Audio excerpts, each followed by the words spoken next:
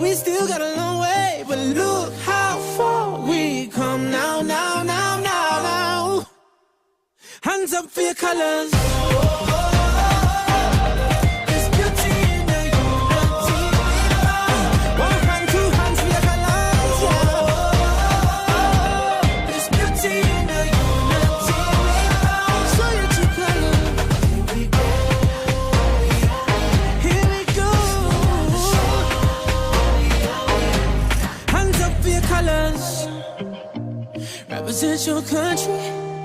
Raise your flag, show your true colors. Oh, what a feeling, look what we've overcome. Oh, I'm gonna wave my flag and count all the reasons we are the champions. There ain't no turning back. Saying, oh, can't you taste the feeling?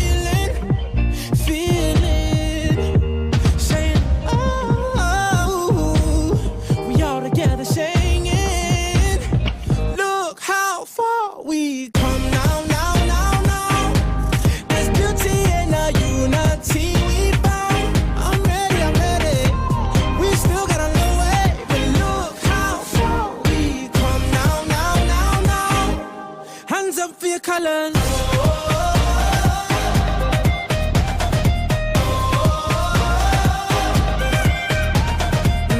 Ready the people, a new day has just begun, and I wear my colors on my back.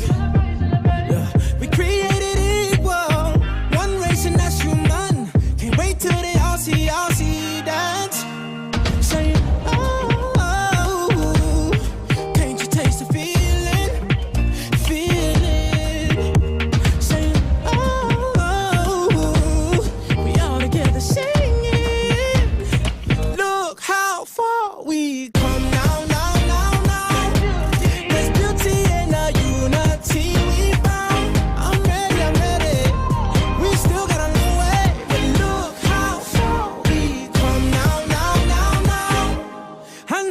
Colors.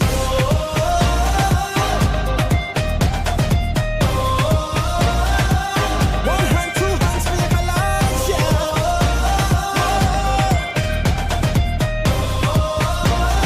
Show your true colors. Here we go, here we go.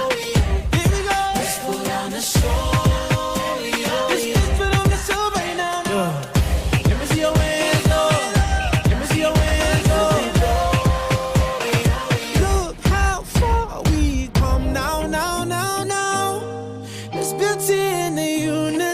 We found. I'm ready. We still got a long way, but look how far we come now, now, now, now, now. Hands up for your colors. There's beauty in the unity. One hand, two hands for your colors, yeah. There's beauty in the unity. Show your true colors.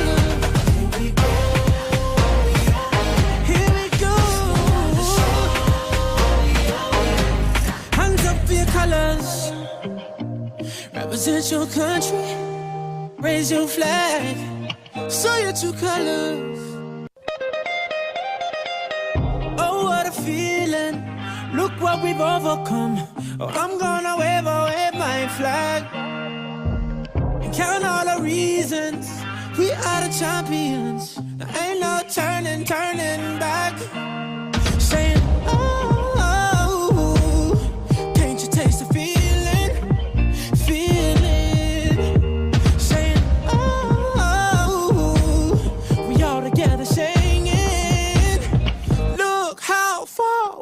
Come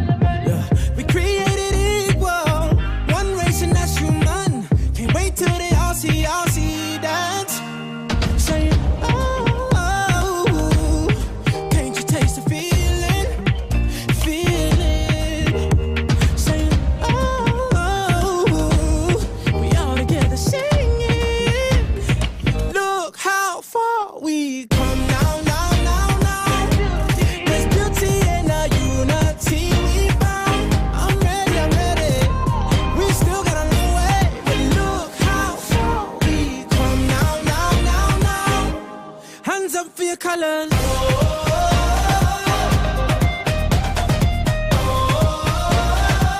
One hand, two hands for your colors, yeah.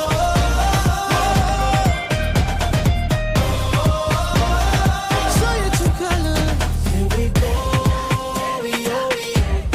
Let's put on a show, let's put on the show right now. Let me see your hands, oh. Let me see your hands, oh. Look how far we come now.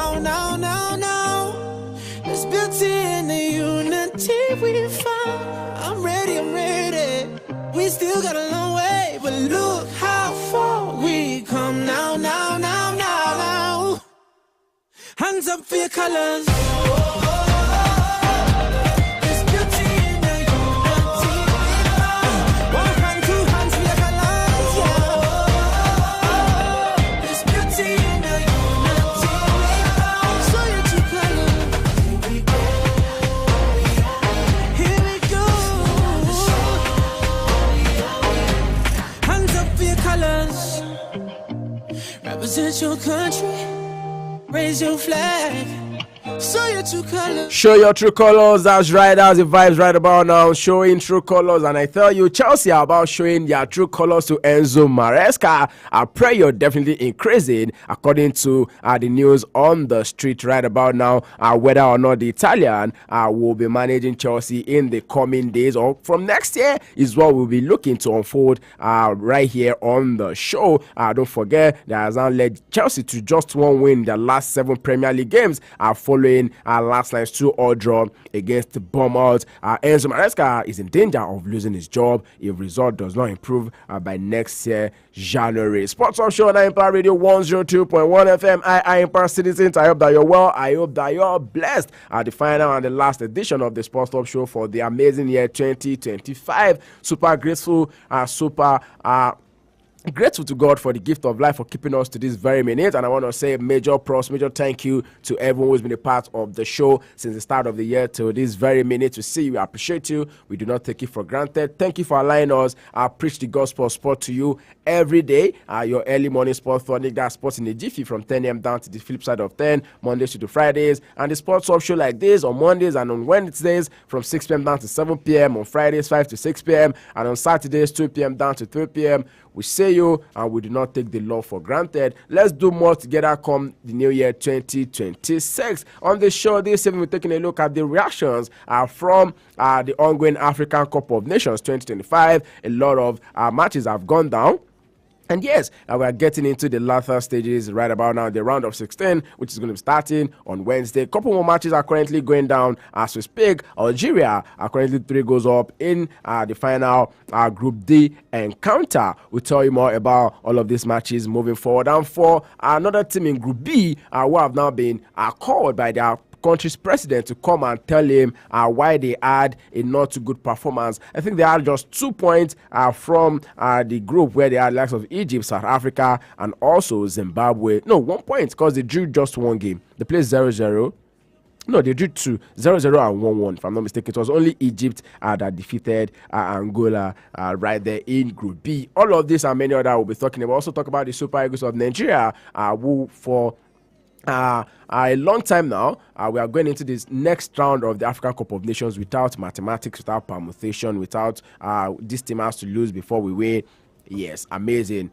Eric Shelle, 11 official matches, and he's definitely won 8, drawn just 3. Amazing record is set for himself. Sports Talk Show right here on Empire Radio 102.1 FM. Welcome aboard this ride. Ayodeji Ajiboye is my name, and I've got with me in the studio Cyril. Welcome to the show, Cyril. Good evening, Ayodeji. It's good to be here. And on a special day like this, the last day in the year 2020. Super duper. So much to be grateful for, especially for the gift of life. Especially for every 365 days, we keep sleeping and waking up the next day. Yeah. It's neither by our power nor by mine. But here we are again. Mm-hmm. We are thankful for God, and hopefully in the new year also.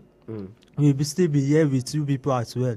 So good evening to you, Ayodeji. Good evening to our listeners at home. Good evening to wherever you may be. We are here to talk sports again, and hopefully there are good times for the Nigerian Super Eagles. It's actually a good time to support the Super Eagles. Yeah. I mean, recall that a couple days ago, we were talking about Rafael Onyedika. And I was like of the opinion that even during the World Cup qualifiers, this dude is usually not getting the time he's supposed to get. And it showed us yesterday why he's not just any midfielder, rather a box-to-box midfielder, as something that we've been looking forward to in the Super Eagles rank in the last couple of months. We saw that brace yesterday. For Rafael Onyedika, the talent, I've always said it, this current Super Eagles, this talent has always been there in abundance as well. And there's something about national team duty. I feel the coach always has this loyalty to some particular player. There's no doubt talking about Rafael. We've always seen him in his club side, Club Brugge. He's always playing week in, week out. And he got this chance yesterday and he took it. That's how you know a quality with player. Both hands. With both hands. As in, you don't need to have the full a couple of 4-5 games before you can prove your mettle as well. For Rafael Onyedika, it was a good one for him, and even getting on the score sheet, scoring brace in that match as well. So I think it's going to be a good headache for Eric Schell at this point, knowing that there's so much quality on that Nigeria and that Super Eagles bench as well. Most definitely a good headache for him, because how do you select 11 out of 28? The team that played yesterday was more like a makeshift second 11 side, because if you take a look at it, I think the only starter that we have in that team yesterday was okay, let's say two, Moses Simon and also Victor Osimhen. Yes. Every other person, we are just even from the goalkeeper as well. Yeah, so everybody, I think majority of the team that went to this AFCON have gotten minutes. Let's say maybe from one or two, the like of Cyril Desas, and Maso Basuji. And it's been said that Cyril is also now possibly injured, but he's going to be going through scan. Ryan Alebioshu, the Blackburn Rovers player, also said to have gotten injured. His first AFCON game and he's injured.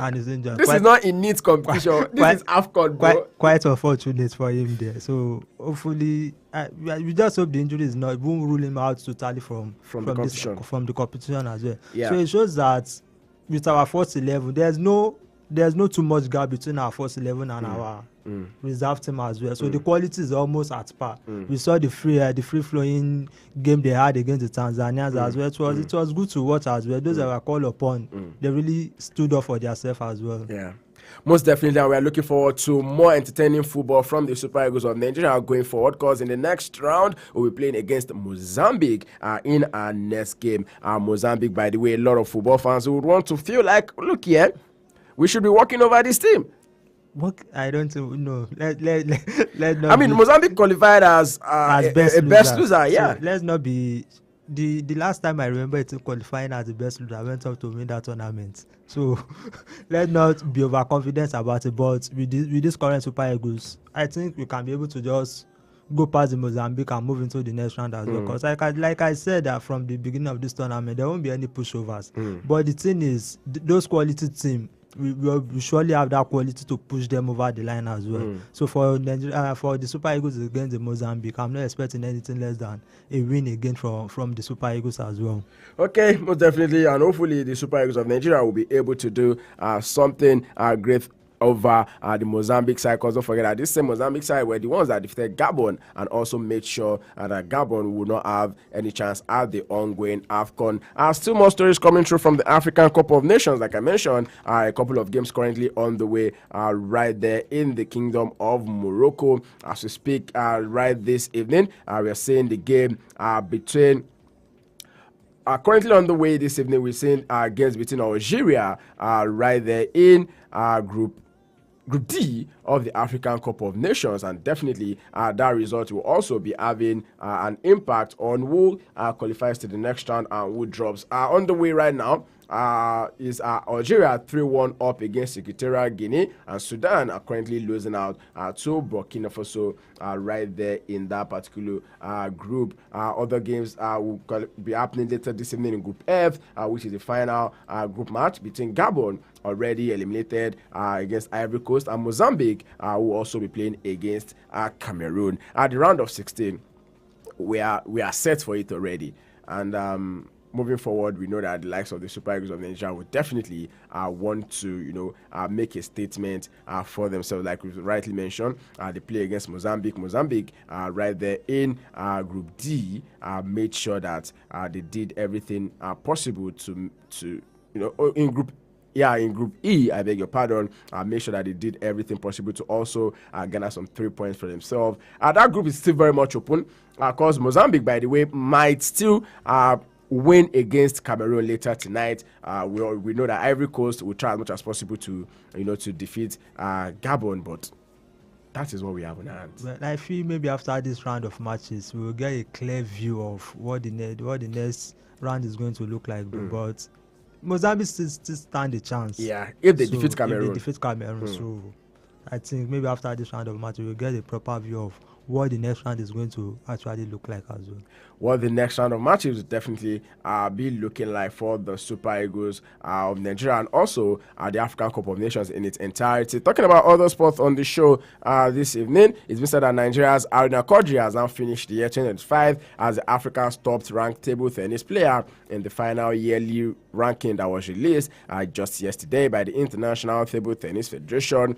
Kodri was held the continental #1 position for most of the year and closed the season ranked 28th in the world with 1,065 points, making him the only African player to surpass the 1,000 points mark on the men's ranking. Egyptian Omar Assar is next best on the continent, sitting 32nd globally with 965 points in the rankings published as 2026 week 1.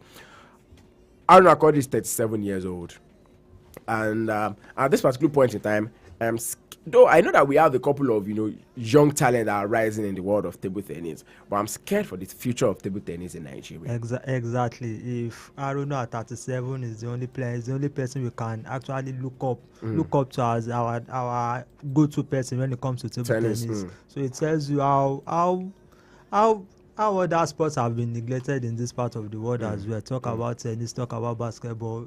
If it is not football, I don't think there's no any other sport that get the same attention as football as well. So it's going to be unfortunate if Aruna Kodri eventually call it quits from playing table tennis. Who are we looking forward to compete in both in the African stage and in the world stage as well? I think it's that time we start also paying attention to other sports as well.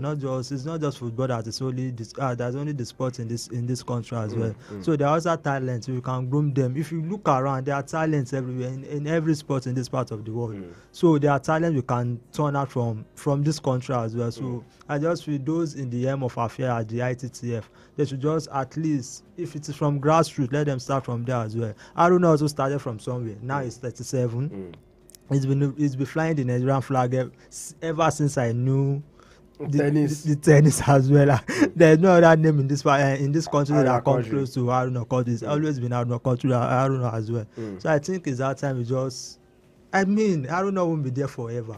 Yeah, true. So that. after Aruna, what are we looking up to? What are we calling upon at this point? All right, away from that story right now, still more talks coming through from the Sports Off Show right here on Empire Radio 102.1 FM, taking a deep dive into all of the latest happenings in the ever exciting, ever dynamic, and sometimes controversial world of sport. Quickly, let's come straight to the MPFL, where it's been said that Ladan Bosso has now been directed to step aside as the head coach of the Nigerian Premier League side, Barau FC. According to the club management, they took the decision following Barau's poor run of results in the ongoing MPFL season. Another day, another drama coming through from MPFL team management. According to the Malia boys are currently 17th on the league table with 21 points from 19 matches, a position that leaves them battling to avoid relegation. Don't forget that Ladan Bosso is the coach of Nigerian coaches. It's quite alarming at this point that even for Ladan Bosso himself, he can't even. I think he's trying his best as far as I'm concerned. He's also part of the team for the Super Eagles. No. Okay, not Ladan Bosso as well. But for Barau FC, they started well from the beginning of the season, but they are a new side in the league as well. So we expect this kind of form going this far into this competition, but at this point he has been asked to step aside as the manager head coach of the team as well. So it doesn't. Is it that you are stepping aside or you are giving an ultimatum in the Nigerian profession? In the Nigerian profession, that they are just trying to tell him that, look here, bro, you're sacked, you're fired. Let's find something else to do. Just come up with it. Okay, at this point the results are not going your way. Let's just look for someone else. So the issue of just stepping aside or you are giving ultimatum is a professionally. We should do things professionally. If you are done with the man, let him go and look for another coach so that the team can. You can't be saying the head coach is stepping aside while another person is taking charge of the team as well. It brings more confusion in the team as well and also among the players as well. So for Lalamboso, if the management of Barawa feel that okay, you can't lead them to the promised land, let's just make it clear. You are done with you, and let's just look for someone else to see if they can also revive whatever is left of the season as well. So I feel so sad for Ladamboso. I feel so sad. All right, we're from the Old right now. We'll skid out straight to Europe, and we'll start with us coming through from the world of the NBA. Last night, LeBron James had his first birthday, but it was spoiled by the Detroit Pistons, who claimed a 128-106 victory over the Los Angeles Lakers. Kate Cunningham scored 27 points for the Pistons, who remain top of the Eastern Conference with 25 wins from 33 games after avoiding a season-worst 3-game losing streak. Luka Doncic registered 30 points and 11 assists for the Lakers, with NBA all-time leading scorer James adding 17 points. James now becomes the 12th player in NBA history to compete at the age of 41 or older, playing over 1,577 career games, second only to Robert Parrish, who had 1,611 as he contests his record 23rd NBA season. I mean, it was indeed supposed to be a party for LeBron James, but the Pistons out of the plans. It was run by the Pistons, but it doesn't take anything away from LeBron. He's still the man. He has seen it all, done it all. At the age of 41, still going on, waxing stronger as well. Yeah. And there was a point he was trying to make the record of playing alongside his son. So he's also achieved that as well. I think there's nothing left for LeBron. It's just for him to just keep enjoying the game as well as his body can carry him as well. He's won everything in NBA as well. So he's just, I think, at 41, he's a legend. Indeed, you cannot take that away from him. Also, we also saw games between the Memphis Grizzlies and also the Philadelphia 76ers. In that one ended 139-136 victory for the 76ers, who end that particular win on the road.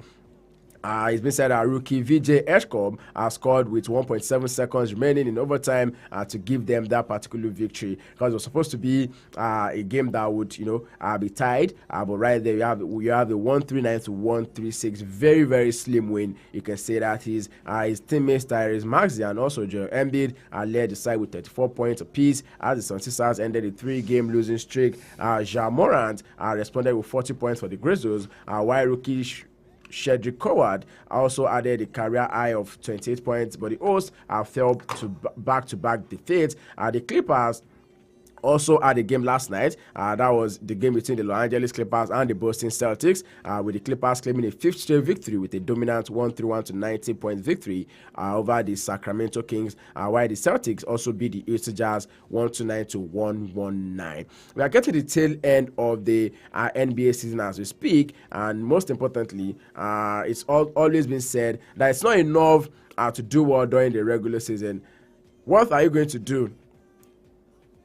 What you are going to do, or the most important part of the NBA season, is the playoffs and the play-ins. Exactly. So whatever you are doing in the regular season, just make sure you are up there. You are actually up there, because when it matters most is the playoff and the play-ins as well. So where we separate the men from the boys as well. So we are getting to that latter stage, and that is where the fun is, as where something is really at stake for everybody to really prove their mettle as well. So I think getting to that point, it will be better for each team at the top at this point. It's definitely quickly. Let's take a look at what the standings look like at the NBA as we speak. In the East Conference, So yes, in the Eastern Conference, you have the Detroit Pistons are currently top. New York Knicks are second, with Boston Celtics and also Toronto Raptors joined by Philadelphia 76ers and also Orlando Magic. All of these sides are the ones that will be going straight into the next round. as it is right now. And then for the teams that we played in the playoffs, you'll be having the likes of the Miami Heat, the likes of the Cleveland Cavaliers, Chicago Bulls, and also the Atlanta Hawks. While in the Western Conference, Oklahoma City Thunder won last season's trophy, and this season they be like, look here, we are not doing a one season wonder thing. They've only lost 5 times this season.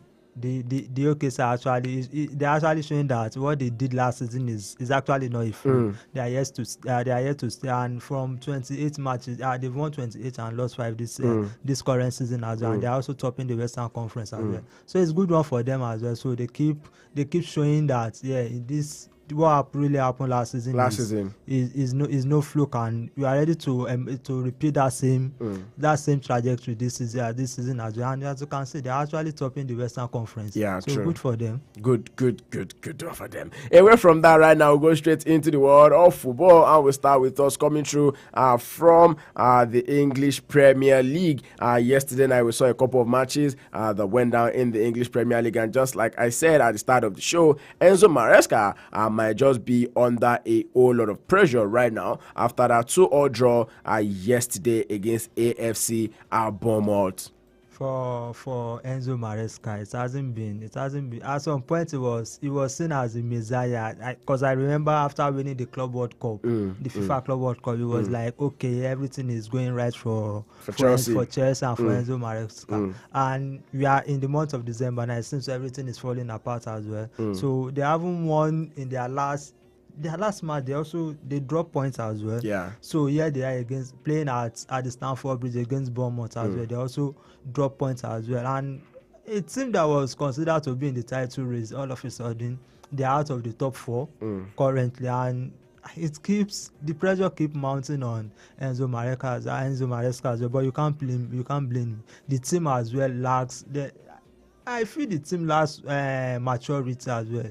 Most of their players are young lads and youngsters as well, so they need time, and with the owner Chelsea have this, I don't think they can afford Enzo Maresca that lot of time as well. He's actually trying his best, but if it's not working, they need the result as much as anything at this time. All right, that's Chelsea playing out a 2-2 draw against AFC Bournemouth last night. We also saw likes of Newcastle United winning 3-1 against Burnley. Everton defeating Nottingham Forest 2-0. Not a good one for Nottingham Forest, but talk about James Garner opening the scoring for Everton against his former club, and also Forest have now suffered 3 straight defeats and remain 17. Is this the year where we finally say BY is to Nottingham Forest? I mean, last season they struggled a bit. They struggled, but they escaped the drop last season. But this season, will they be able to escape that? We are just starting the second half of the season. Can they gather enough points to keep them afloat? I'm actually worried for Nottingham Forest. They've actually tried their best. They tried how they could do, but I feel the decision for their owner to let go of their former coach, can't remember his name now at that point, because of personal Espirito Santos, because of personal issue, not even footballing issue. I think it's coming back to haunt the team as it is right now. Now they are struggling to stay afloat, and currently they are 17th on the league as well. And hopefully, I don't know. Not everything we remain in the Premier League for the next season. Definitely, three teams will have to drop. Sure. Nottingham Forest be part of that 3. We wait to see. Other games that we played last night also saw Wolverhampton Wanderers pick up the first point of the English Premier League in over 11 matches, and that's talking about their new head coach Rob Edwards as well. 11 Premier League winless streak. And they had to do it against Manchester United. That is the most disappointing result. Game of the night. Because I feel everybody has beaten Wolverhampton, black and blue. And United also have that chance, because Chelsea were actually drawing. Just win and move above Chelsea. But it seems whenever Chelsea draw points, United also connive to also draw points. They have something in common. And that's James Garnacho. I didn't say James Garnacho, Alejandro Garnacho, I beg your pardon. Alejandro Garnacho. They just connive to also draw points at that point. On different occasions where Man United would have been above Chelsea, but they just connive to let's see wait under them, and it's actually not is that not a good result for Ruben Amorim? These are the kind of matches that you are supposed to win. Playing at Old Trafford as well, but it's United for you. One can visibly hear the fans booing after the game. Because it's Wolverhampton we are talking about, and you are playing at Old Trafford. We are expected to win such games as well. Not the match we don't expect United to win. You see them coming out guns blazing, and the one you feel okay they should be winning this comfortably. They scored first in that match against Wolverhampton, but how they allow Wolverhampton to get back into that game is actually and then hold on for a draw. That was a very disappointing performance. Talking about winning streak being cut short, we also saw that happen yesterday with Arsenal defeating Aston Villa. Gabriel Jesus, Leandro Trossard, Martin Zubimendi, and also Gabriel Mengales are getting on the score sheet for the Gunners. Aston Villa were only able to get some form of consolation for themselves in the 90th minute of the game. I think this is a statement win for Arsenal, and they didn't just win it; it was emphatic, winning 4-1 against. Because if you remember, just under a week or two now, Aston Villa has already defeated Arsenal. Everybody was like, is this the same Arsenal thing that we are taking? Another 11 match winning streak. They won, and they were on an 11 winning streak as well. Is it the Arsenal we are tipping to win the league? But as at last night, it wasn't a scrappy win. It was a comfortable and emphatic win as well. And for the fact that the first half ended goalless in that match as well, and good one for Arsenal. I think this will also be, if they are going to look, if they eventually win this league and they are going to look back, they will see that, okay, this match against Aston Villa that we win at the Emirates is actually part of that match that we needed to win, because in the few seasons that Arsenal have failed to win the league, Aston Villa has been a major definitely obstacle for them for them as well. So they have to get that statement win, as it was emphatic for them. And for the like of Gabriel Magalhaes coming back from injury as well, even Gabriel Jesus as well. I mean, that Arsenal team is, we're actually seeing the quality in that team, both the starting 11 and their bench as well, which the Arsenal fans has always complained about, that after the first team, the quality from the bench is actually not up to par. But this season, they're actually making it count for themselves as well. All right, definitely Arsenal currently top of the log, ending the year 5 points clear of the English Premier League. Hopefully, this is going to last for a long time when we resume back Premier League football come January. And away from that, I'll also be taking a look at some of the matches that will be going down later today. That is going to be in the CAF African Cup of Nations, like I mentioned to you. On the way right now, 74 minutes played. Equatorial Guinea are currently losing to Algeria. Emilion Sue getting on the score sheet. Remember that name very well. The last AFCON, he was also under a bit of issue where he got suspended due to passport verification and clearance and stuff. There's also the game between Sudan and Burkina Faso, currently 75 minutes played already. Moving forward quickly, we'll talk about some pressing stores where you talk about the English Premier League this evening on the show. Last night, there were also boos at the Stamford Bridge by Chelsea, but then the team is looking to defend Cole Palmer. I mean, does it feel like Cole Palmer is the root cause of what is happening? At the point in time, I feel like Cole Palmer was the savior of Chelsea. Yes, at a point, it feels like that. But there was also a point that when Cole Palmer was out for that long period, Chelsea were actually getting results. Now he's back. The result is neither here nor there. The fans are trying to get behind him because he has actually been their best player. For some couple of seasons now. You can't blame the fans for rallying wanting more from Cole Palmer as well. And he's their go-to guy as well. Looking at that, even the FIFA Club World Cup, that final, everything good from Chelsea went through Cole Palmer in that match as well. So you won't blame the fans for wanting more from Cole Palmer as well. And he's just coming back from injury. So I feel he needs time and match fitness as well, so and also match rhythm as well. So he should be cut some slack as well. He has been there. He has done it before, and I feel with time, Cole Palmer will be back to. It can only get better for him. Better for him as well. All right, away from that story right now, still taking more thoughts coming through from the world of football on the show this evening. This is still the Sports Off Show right here on Empire Radio 102.1 FM. Just so you know, the January transfer window is definitely going to be open soon and very soon. I will be saying a couple of movement left, right, and center. Let's go take this one before we move further. It's been said that West Ham are now looking to putting their interest in Norway forward Jørgen Strand Larsen, cooling off after discovering that Wolves want £40 million for the 25-year-old. The Hammers are committed to bolstering the Espirito Santo squad with striking enforcement. But then, Strand Larsen used to be like a very hot prospect during the summer. But then you have it right now. Even West Ham are saying, you know what, we think we need to calm down. We need to cash in on this. Because if you take a look at it, 17 matches, just one goal. As in, is not a good record for a forward as well. So I think. What are we paying for? Probably the environment as well for West Ham, as in. I don't know. It's difficult to defend Larsen at this point as well. It's not as if he's not getting the playing time. He's getting the playing time. 17 matches and just one goal. Even if you take a look at last season as well, I think he had 14 goals and 4 assists all through last season. But maybe what is happening with Wolverhampton Wanderers right now is what is also affecting his performance too. Exactly, the team in general. Because he has more yellow cards this season than he goes he has.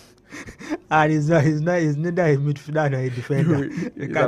He's an attacker. So I feel is actually, will I say pressure? I don't feel it's pressure because he's always there. He's playing for West Ham as well. He's getting the minutes. But let's look at the team in general. West Ham actually as a team. No, we're talking about Wolverhampton Wanderers right now. Wolverhampton Wanderers as a team are not. They're not really there. Okay. That is the reason why they are last on the bottom on the table as well. So it's actually poor for them, and it's actually reflecting on the players as well.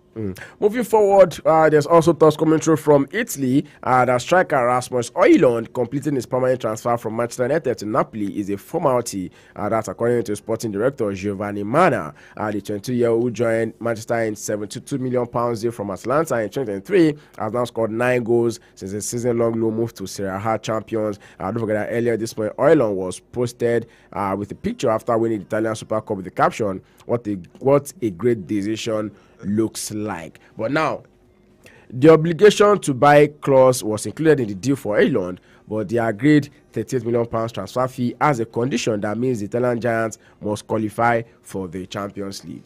And as it is now, you can't bet against Napoli not qualifying for the Champions League at this point. So they currently sit third. So good one for Napoli, good one for Rasmus Højlund as it is as well. But that caption he posted after winning the Super Cup, I think he's actually throwing stones at United at United at that point as well, saying what a good decision looks like as well. So he has to just tone it down a bit, focus on his football as well. Yes, he has a torrid time at United, but now you're at Napoli where you are actually redeeming yourself. Possibly enjoying yourself. Why not just focus on that, focus on your football and build it from there. Let's see how it goes as well. Okay, hopefully it keeps on building right there, and then we see what the outcome is going to look like for Rasmus Højlund moving forward. Quickly, still talking about some transfers to look forward to this January, because it's that time of the year when a couple of teams will be looking to bolster their squad. For a couple of teams, they definitely need something new, something different. For Arsenal, you cannot take it away from them. They need another striker. For us, that before they get Gyökeres, they have a striker problem. Now they've gotten Gyökeres because at that time there was Gabriel Jesus was out, Kai Havertz was also out. Merino was deputizing as a striker at that point. Now they have Gyökeres. Now you still want another striker. So let's see, because with Gyökeres in that team as well, it's not. I think he has not lived up to expectation coming from Sporting Lisbon. The number of goals he has at Sporting Lisbon, the way he bags our tricks. Exactly. So maybe they were using that same eye to picture him out. But you should understand that this is the Premier League. It's not the Portuguese league as well. The Premier League is more difficult. Is different. It's different as well. And also for Arsenal wanting a new striker. Which striker are they looking at in the market? Will it be a striker that is going to put Gyökeres on the bench, or will it, because they already Jesus is back as well. Kai Havertz will soon be back as well. They have Gyökeres starting for them, so they are also looking for a new striker. Let's see. Only Arteta know what he's cooking at that club. But at the end of the day, he has to pay off with a major trophy. A major trophy, definitely. And maybe or maybe not, the English Premier League might just be theirs. Another theme that you want to say has to be in the market come January has to be Liverpool, and the main center of focus has to be the center back position. This season, it has not been up to par for Ibrahim Konate. Even Virgil van Dijk has really not been up there. I mean, we've had likes of Joe Gomez, who has been on and off. Even Ryan Gravenberch really not been holding it down too. For Liverpool, I think is a case of fatigue for that team, because this is the second season for. Do you say fatigue, or I mean? I think not doing what you're supposed to do. I don't think not doing what maybe we're not doing what I mean, they spend a whole lot on attacking options rather than bolstering their midfield and also their defense as well. Maybe they feel the likes of Virgil van Dijk and Ibrahim Konate are still reliable partnership for going forward, but at some point in the injuries start coming in. Joe Gomez has been out for some time as it is now. The performance from Van Dijk and Konate it's not the same Van Dijk and Konate we used to know. So the performance has dropped drastically at this point. So probably if they are going to go into the market, probably they need to focus on their centre back and also a backup for Ryan Gravenberch as well. McAllister has tried to cover up for him, but he doesn't have that grit to play that defensive midfield role as well. So he's also limiting McAllister as well. At some point, he was also out of the team as well. And Florian Wirtz that was brought into the team, I think it's a problem of adaptation. He actually got in a goal in their last match as well. His first goal in the Premier League as well after 18 or 17 matches going by the way.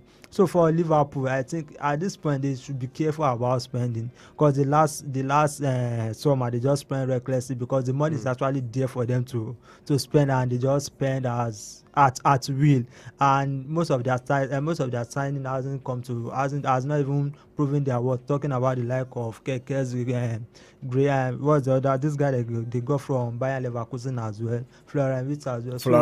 Florian Wirtz as well, and they need to focus. Their signing this period has to be strategic, and it's also a January transfer, so they should be careful about what they are going to the market to get as well from this point. But basically, they should focus on that centre back. Van Dijk and Konate need serious backup at this point. Need serious backup. Well, for Manchester United, I think what they need is a midfielder that can run.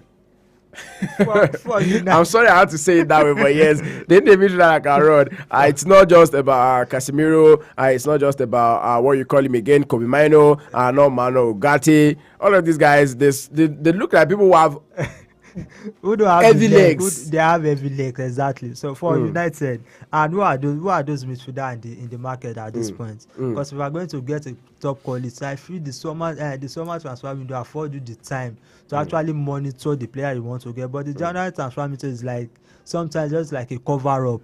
But at this point, just to patch what you got. But at this point, even the players United are the midfielder are like they are even patching themselves. The likes of Ugarte and Casemiro as well. Kobe Mino is not even getting playing time due to injury. Now that Bruno Fernandes is also out, you feel Kobe Mino will come into that team and make a difference. Actually lay a claim to that starting role, but he's also out injured. So it's been difficult keeping fit for Kobe Mino as well. So for United, whoever it is that they are going to get in this January transfer window should be different from what they have in the likes of Casemiro. That's what I'm saying. A midfielder that can run. And when you say a midfielder that can run, and a workaholic as well. Maybe like likes of Tyler Adams from Bournemouth, or maybe I think there's also this other midfielder from Bournemouth too, Alex Scott. So and this guy from Crystal Palace as well, that is most talked about. Adam